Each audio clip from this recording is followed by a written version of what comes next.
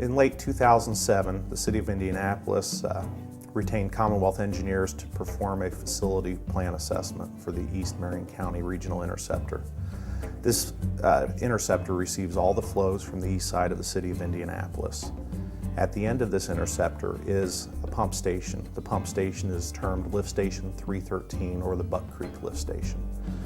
That pump station has a capacity of 33 million gallons per day. Commonwealth was retained to perform a design update to that pump station to increase pumping capacity from 33 MGD to 50 MGD. The project was unique given the fact that it was an agreed order project, so it had to be completed by the end of the year 2008 and bid and awarded in order for the City of Indianapolis to meet their agreed order with the Environmental Protection Agency.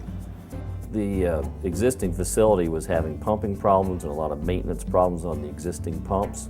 We basically retrofitted that whole station, made a new station out of it. We redid the wet well to meet Hydraulic Institute standards, and we pulled out the horizontal centrifugal pumps and put in the vertical immersible type pumps in the dry well. And that was the preferred technology of the client, something they like to work with.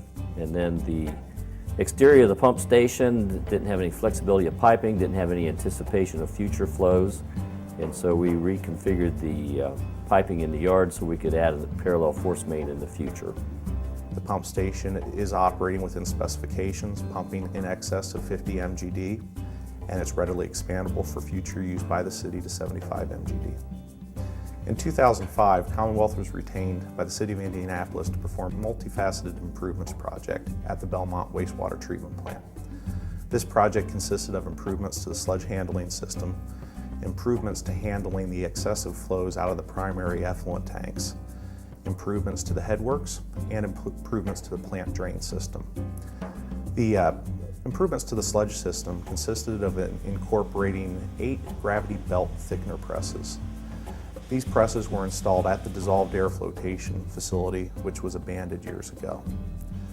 Sludge is pumped to this facility and dewatered, and then sent to the gravity belt presses. It's anticipated that volume reduction of the sludge as a result of this facility will provide significant savings when the sludge is incinerated at the treatment plant. A primary effluent pump station was also installed. The Belmont wastewater treatment plant has excessive primary treatment capability, but its secondary treatment capability is not as large.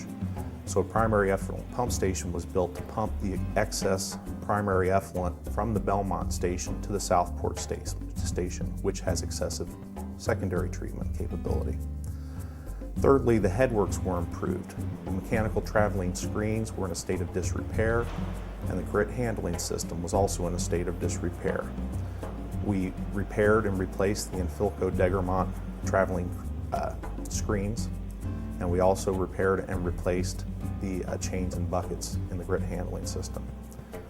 Lastly, a plant drain pump station was installed. The plant drain pump station provided the facility a capability to intercept their plant drain flow and pump it to the headworks facility, in which it's then reincorporated into the plant and treated. The projects needed to be completed within 4 months time frame based off an agreed order. So we incorporated a unique approach to the design process, which incorporated owners and contractors in that process. We held weekly meetings with the owner, and it was almost a design by committee approach. We also had a preliminary meeting with contractors prior to releasing the plans and specs for bids to briefly overview what the projects would consist of, so they would be up to speed and ready to bid the projects on a shortened time frame.